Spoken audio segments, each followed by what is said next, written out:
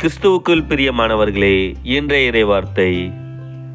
அமைதியை ஏற்படுத்த வந்தேன் என்றா நினைக்கிறீர்கள்? இல்லை, பிளவு உண்டாக்கவே வந்தேன்.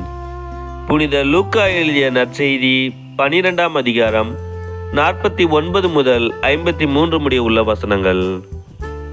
அக்காலத்தில் இயேசு தம் சீடரை நோக்கி கூறியது: மண்ணுலகில் தீ மூட்ட வந்தேன். அது இப்பொழுதே பற்றி எரிந்து கொண்டிருக்க வேண்டும் என்பதே என் விருப்பம்.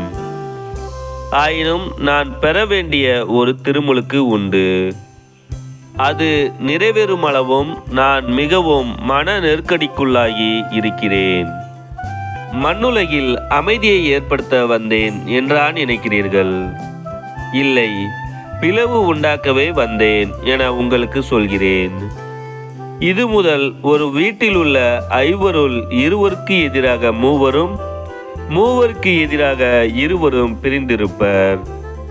தந்தை மகனுக்கும், மகன் தந்தைக்கும், தாய் மகளுக்கும், மகள் தாய்க்கும், மாமியார் தன் மருமகளுக்கும், மருமகள் மாமியாருக்கும் எதிராக பிரிந்திருப்பர்.